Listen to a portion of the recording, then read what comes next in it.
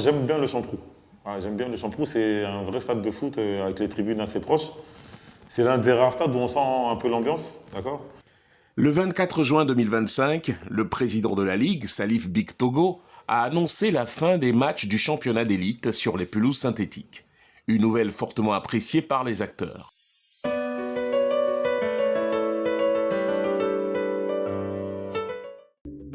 Ça a un avantage colossal, colossal, immensément immense. C'est déjà un plaisir de jouer sur ces belles pelouses-là que l'État a offert aux footballeurs ivoiriens à la Ligue professionnelle.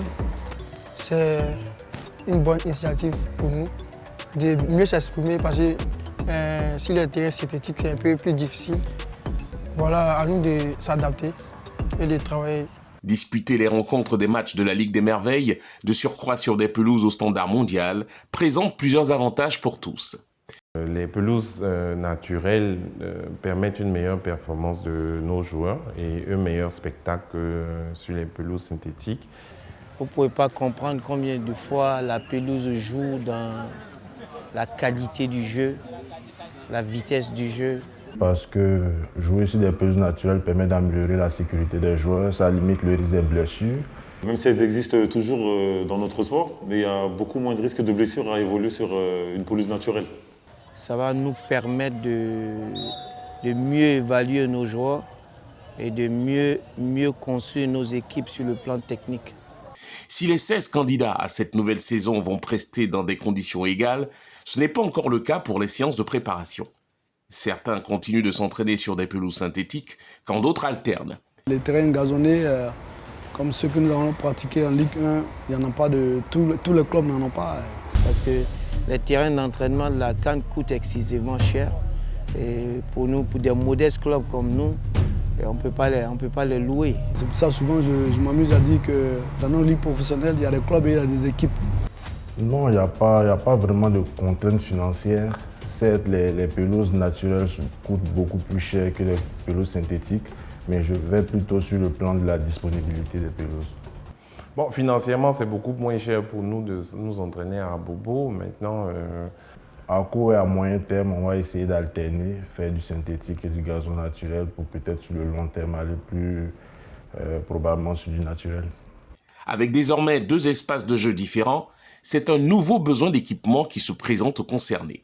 C'est par faute de moyens que souvent les athlètes ou bien les clubs, les équipes sont obligés d'utiliser les mêmes choses sur les mêmes pelouses. En même temps qu'on en parle aux joueurs, mais les dirigeants aussi doivent le savoir. Donc on en parle aux dirigeants, on conseille aux dirigeants de faire en sorte que les joueurs soient bien chaussés, et les chaussures adaptées à la pelouse.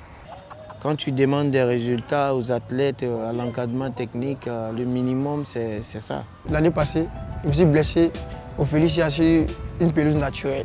Il n'y avait pas la chaussure adaptée, c'était une chaussure naturelle sans les vissés. Donc le mieux c'est de porter les chaussures vissées. De nouvelles données qui sont prises en compte par les entraîneurs au cours des différents exercices. On ne travaille pas de la même manière sur une pelouse synthétique que sur une pelouse naturelle. Parce que c'était vraiment différent entre le gazon synthétique et ce gazon naturel. On a la chance de jouer sur les terrains de la CAN, d'accord, et ils sont la plupart assez larges, assez longs, donc on travaille différemment pour adapter toujours le corps de l'athlète à l'outil de travail. Entre spécificités, contraintes des pelouses naturelles et synthétiques, les coachs et joueurs sont dans un processus d'adaptation quotidienne. Les pelouses de la CAN, il y a des ateliers quand même que tu ne peux pas, si ce n'est pas un complexe sportif où l'enceinte est aménagée pour tout type de séance. Oui, il y a des accessoires, le matériel utilisé sur le synthétique, tout le matériel qu'on utilise sur le synthétique, on ne peut parfois pas l'utiliser sur le gazon et vice-versa. Ce n'est pas du tout la même préparation, ce n'est pas du tout le même matériel, ce n'est pas du tout la même exigence. On encaisse plus difficilement le travail sur un terrain synthétique que sur une pelouse naturelle.